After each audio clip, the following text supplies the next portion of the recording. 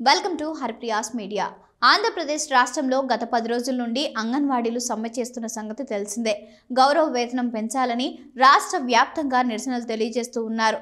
తెలంగాణ రాష్ట్రంలో కాంగ్రెస్ పార్టీ అధికారంలోనికి వచ్చాక అంగన్వాడీలకు భారీ ఎత్తున జీతాలు పెంచడం జరిగింది.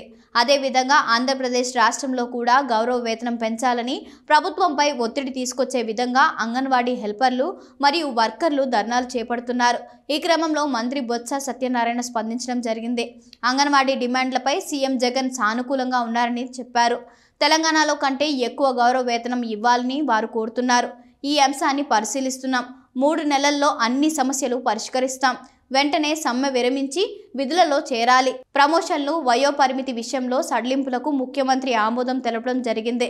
గుజరాత్ రాష్ట్రంలో తప్ప మరే రాష్ట్రంలో అంగన్వాడీలకు గ్రాడ్యుటీ లేదు అని తెలిపారు. కాగా ఆల్రెడీ 2 కీలక డిమాండ్లకు సంబంధించి ప్రభుత్వం సానుకూలంగా ఉత్తర్వులు జారీ చేసింది. అంగన్వాడీ హెల్పర్లను వర్కర్లుగా ప్రమోషన్ ఇచ్చేందుకు వయోపరిమితి పెంపుతో పాటు వర్కర్లు, హెల్పర్లకు టీఏ-డీఏలు చెల్లించేందుకు ఉద్దేశించిన మరో ఉత్తర్వు కూడా జారీ చేయడం జరిగింది. అయితే గౌరవ వేతనం పెంచాలని అంగన్వాడీలు రాష్ట్ర ప్రభుత్వాన్ని కోరుతున్నారు.